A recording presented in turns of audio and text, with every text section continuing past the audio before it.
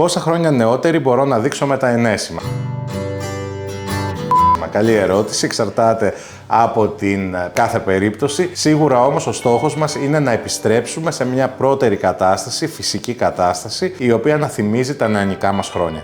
Κάθε πότε μπορώ να κάνω μεσοθεραπεία προσώπου. Φυσικά, ανάλογα με τις ανάγκες του κάθε προσώπου, συστήνουμε την επανάληψη ανά 3, 4, 5 εβδομάδες. Υπάρχουν όμως και κάποιες θεραπείες, όπως είναι το Volite της Juvederm, οι οποίες, εφόσον γίνουν, έχουν μια διάρκεια περίπου 8 μήνες, άρα έχουν μια πιο παρατεταμένη διάρκεια. Είμαι 21. Πρέπει να ξεκινήσω κάποια θεραπεία πρόληψης όσο είμαι νέος? Θα πρέπει να έρθετε να σας αξιολογήσουμε και να δούμε τις ανάγκες του προσώπου σας, και από εκεί και πέρα αυτό που συνήθως κάνουμε σε τέτοιες ηλικίες είναι η ενυδάτωση, οι καθαρισμοί, και μπορούμε να κάνουμε και κάποιες θεραπείες πρόληψης με την έννοια του να εμποδίσουμε, ας το πούμε έτσι, τα πρώιμα σημάδια της γύρανσης.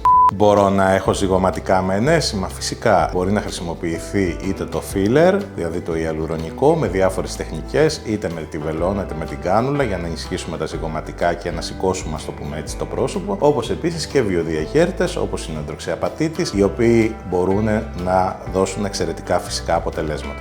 Φοβάμαι μη γίνω υπερβολική με τα ενέσιμα.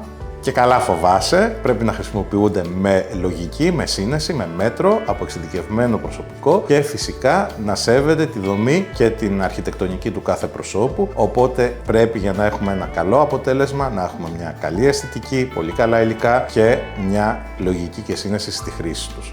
Κάθε πότε πρέπει να κάνω Botox? Αυτό ποικίλει. Υπάρχουν περιπτώσεις όπου το Botox δεν είναι ο κανόνας, βέβαια, μπορεί να κρατήσει 8 με 10 μήνες. Φυσικά ο μέσος όρος είναι στους 4 με 6 μήνες, και αυτό έχει να κάνει πάρα πολύ με την ηλικία, έχει να κάνει με το φύλο, έχει να κάνει με τη δραστηριότητα και άλλους παράγοντες, όπως παραδείγματος χάρη όταν παίρνουμε φάρμακα ή γυμναζόμαστε ή ξενυχτάμε ή καπνίζουμε και πολλά άλλα. Ένας 60 που έχει σακούλες στα μάτια, πώς μπορεί να φτιάξει? Εδώ λοιπόν τα πράγματα είναι πιο δύσκολα, χρειάζονται συνδυαστικές θεραπείες. Θα πρότεινα συνδυασμό Botox και κάποιου πολυνουκλεοτιδίου, το οποίο θα μπορέσει να βελτιώσει πάρα πολύ την όψη των ματιών.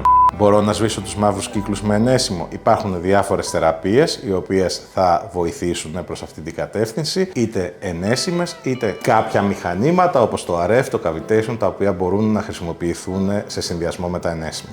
Μπορώ να κάνω Botox το καλοκαίρι? Έχω ακούσει ότι δεν κρατάει. Η αλαντοτοξίνη είναι ένα θερμοευαίσθητο φάρμακο. Προτείνουμε λοιπόν για το καλοκαίρι να χρησιμοποιήσουμε συγκεκριμένο τύπο, ο οποίος είναι πιο θερμοαθεκτικός, έτσι ώστε να έχουμε την βέλτιστη δυνατή διάρκεια. Τέλος!